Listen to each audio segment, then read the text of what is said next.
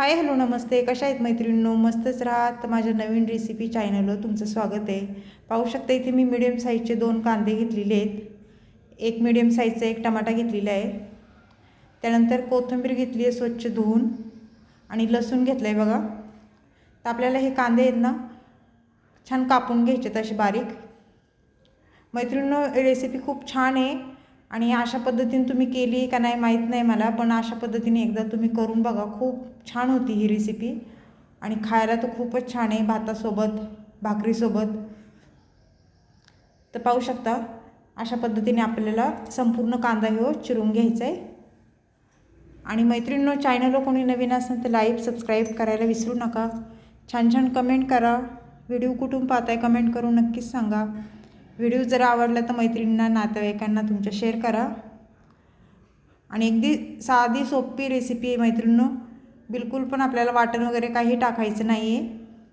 टिफिनसाठी ही झटपट होणारी रेसिपी आहे. तर पाहू शकता तुमच्यासंग बोलता बोलता आपला कांदा पण चिरून झालेला आहे.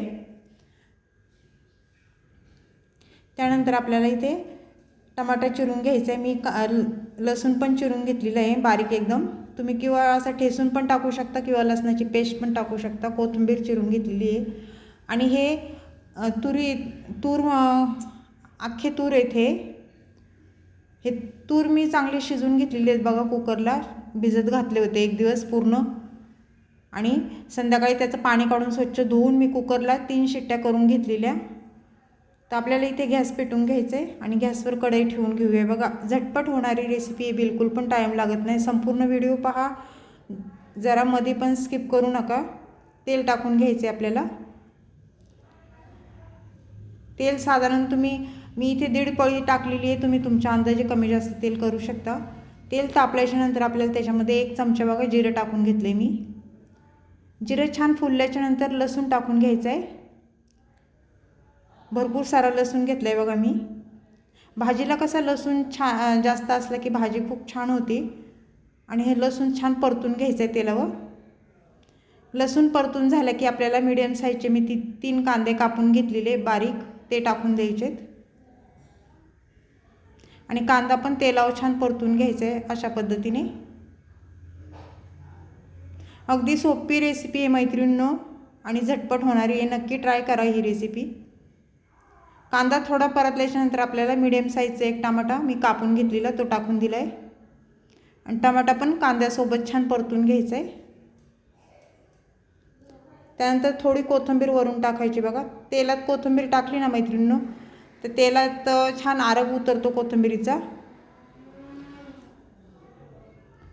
तर कांदा टमाटा मस्त मऊ होस्तोवर आपल्याला हे परतून घ्यायचं आहे अशा पद्धतीने.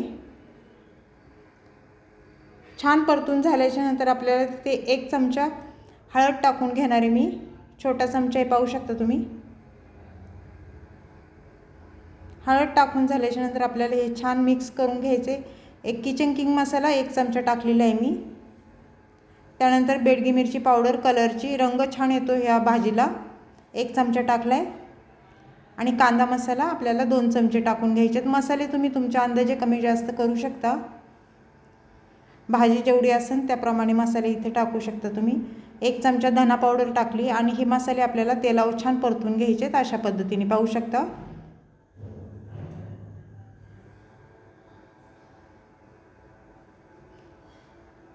मसाले छान परतल्याच्या नंतर आपल्याला पुढे काय करायचे, इथे तूर मी घेतलेली ती शिजून चांगली ती टाकून दिली बघा. सर्व छान मिक्स करून घ्यायचे बघा. तुरीच्या घुगऱ्या ह्या मैत्रिणींनो खूप छान रेसिपी होती ह्याची. छान मिक्स करून घ्यायचे अशा पद्धतीने. आणि आपल्याला जेवढी भाजी करायची तेवढं पाणी आपण ह्याच्यामध्ये टाकू शकतो, कारण आपल्याला ही भाजी पातळ करायची भातासोबत भाकरीसोबत खायला.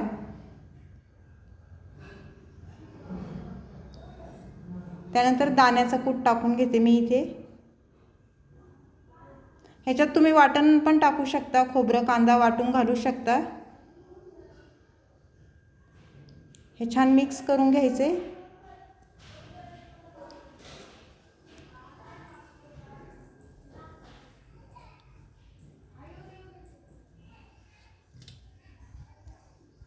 चवीनुसार मीठ टाकून घ्यायचे बघा.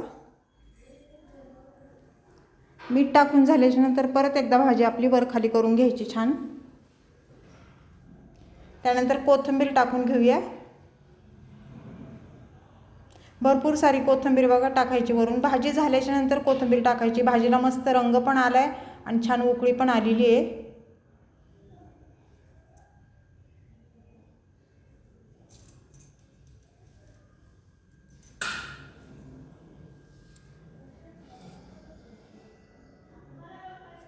मैत्रिणींनो, तुम्ही अशा पद्धतीने ही रेसिपी बनवली आहे का तुरीची? तुम्हाला कमेंट करून नक्कीच सांगा. पाहू शकता छान तरी पण सुटलेली आहे आपल्या भाजीला.